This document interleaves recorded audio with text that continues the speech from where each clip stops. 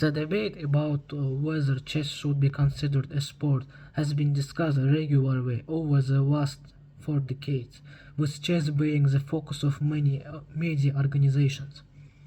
Chess has rapidly grown in its popularity, and that's why it's included in the programs of events such as Asian Games and is recognized by the International Olympic Committee as a discipline. Chess shares with traditional sports individual pursuit, determination, the competitive thrust, a thirst for self improvement, and the desire for success. Although the supporters of traditional sports allege that chess lacks physical activity, which is essential for sport, they should primarily consider the fact that uh, chess illustrates mental endurance and functions inside the structured context of competition. To begin with, it is commonly believed that sports consist of only doing physical activity, while athleticism may also include intellectual prowess. There is more to chess than having mental fortitude, as it involves a great deal of planning and maintaining endurance for long periods. There are elite players like Magnus Carlsen who train for hours almost every day, and they essentially train their brain as an athlete would train a muscle.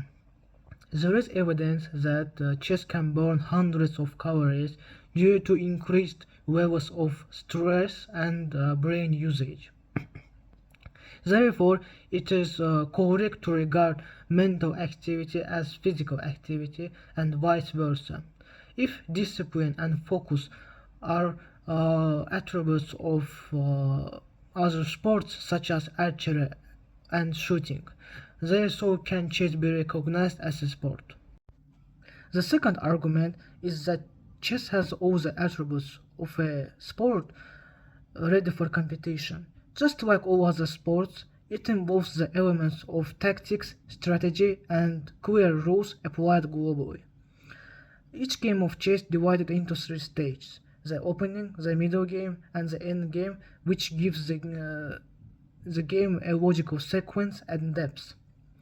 It's run by global institutions like FIDE that make rules and hold tournaments like the FIDE World Chess Championship and Chess Olympiad. Uh, Players are limited by time controls, which make the game more dynamic and is comparable to um, other games. Players compete for titles, ratings, cash prizes, and prestige. Rivalries like those of Bobby Fischer and Boris Spassky during the Cold War show us that chess is an extremely competitive sport. Some critics claim that due to the deficit of physical mobility, in contrast to typical sports, chess cannot be considered a sport. While there is some validity to the presented argument, it is important to consider the fact that chess is defined by competition, skill, and strategy, which are core components of professional sport. Activities like competitive bridge and electronic sport, which are identical to chess, are becoming more and more accepted as real sports, uh, despite their low physical demands. Moreover, because of importance of creativity, intuition, and combination aesthetics, chess sometimes referred to as art. There are some sports like such as gymnastics or ballet skating, which are artistic in nature.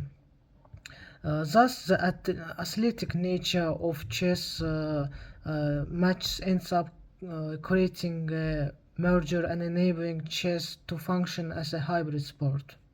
To summarize, while the game of chess doesn't require physical exertion pattern of other sports, it has an unscripted competitive environment and clearly requires mental strength. Chess is regarded as a sport along with a high respect and appropriate level of appreciation for their players' skill and hard work. This view of chess as a sport would mean there is respect for all sportsmen in the presence of a grandmaster.